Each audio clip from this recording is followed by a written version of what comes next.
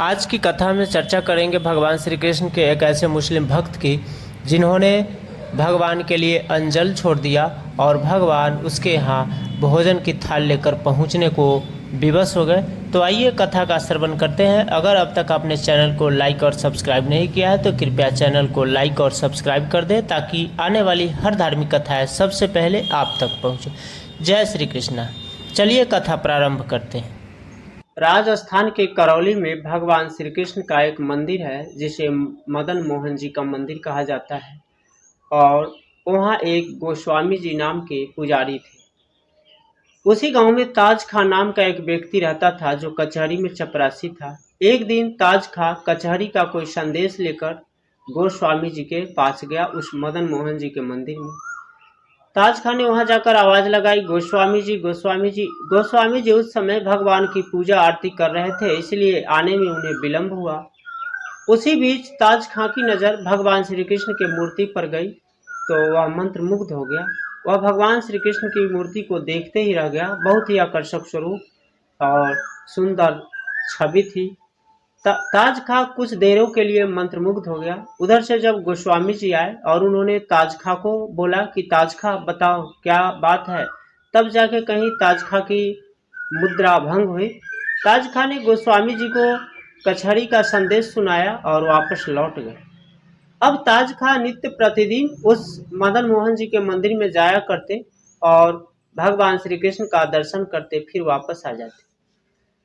धीरे धीरे ताज खां का नित्य प्रतिदिन का यह कार्यक्रम हो गया कि रोज भगवान श्री कृष्ण के मंदिर में जाते, भगवान श्री कृष्ण का दर्शन करते और उसके बाद फिर कचहरी जाते।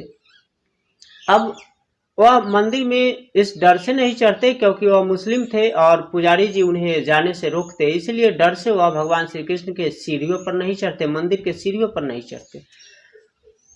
अब ताज खां जब नित्य प्रतिदिन मंदिर में जाने लगा तो इसकी भनक पुजारी श्री गोस्वामी जी को मिली और उन्होंने ताज खां को रोका। ताज खां को कहा कि तुम मंदिर में दर्शन के लिए मत आया करना, लेकिन ताज खां का मन कहाँ मानने वाला था। वह रोज गोस्वामी जी से चुपके मंदिर में जाता और बाहर से भगवान श्री कृष्ण का दर्शन करके वापस आ जाता। एक दिन ताज खां को गोस्वामी जी ने चुपके से दर्शन करते हुए देख लिया तो ताज खां को धक्के मार के भगा दिया। अब ताज खां वहां से वापस आ गया घर और भूमि पर लेटकर रात दिन रोने लगा। भगवान श्री कृष्ण का नाम जपते जाता और रोते रोते उसका रात दिन कट रहा था। तो उसने अंजल ग्रहण नहीं किया।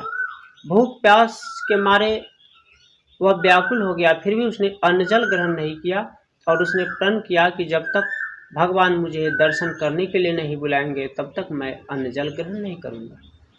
कई दिनों तक ताज खां ने कोई अन्न-जल ग्रहण नहीं किया। भूख के मारे उनकी हालत बिगड़ने लगी। तब भगवान श्री कृष्ण को दया आ गई। एक दिन जब पुजारियों ने मंदिर में पूजा आरती के बाद थाल में प्रसाद रखकर भगवान का पट बंद कर दिया और जल में पात्र में जल रखकर, तो भगवान ने मंदिर के पुजारी का वेश बनाया और कार्यकर्ता का वेश बनाया और उस प्रसाद के थाल को उठाया, जलपात्र को उठाया और चुपके से रात्रि में उसे लेकर ताज खां के घर पहुंच गया।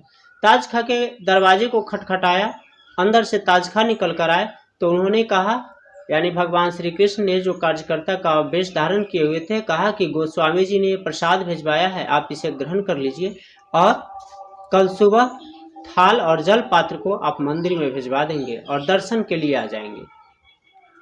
ताज खां बड़ी प्रसन्न हुए, भगवान के प्रसाद को ग्रहण किया। उधर रात्रि में भगवान श्री कृष्ण ने गोस्वामी जी को स्वप्न में दर्शन देकर कहा कि मैंने प्रसाद के थाल को और जल पात्र को ताज खां के घर पहुंचा दिया है, इसलिए कल सुबह ताज खां उस प्रसाद के थाल को और जल पात्र को लेकर आएंगे तो आप उन्हें मंदिर में दर्शन करने से रोकना नहीं। अब सुबह हुई, पुजारियों ने मंदिर को खोला तो देखा वहां न जल पात्र था न प्रसाद की थाल थी। सभी बेचैन हो उठे। उधर ताज खां बर्तन को धो मांजकर मंदिर की ओर चले।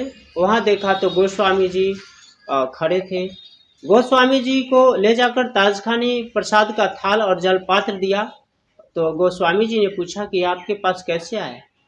हालांकि गोस्वामी जी के तो भगवान ने पहले ही स्वप्न में कह रखा था कि ताज खा के हाँ मैंने प्रसाद का थाल और जलपात्र दे आया है, इसीलिए जब वह सुबह आए तो मंदिर में दर्शन से रोकना नहीं।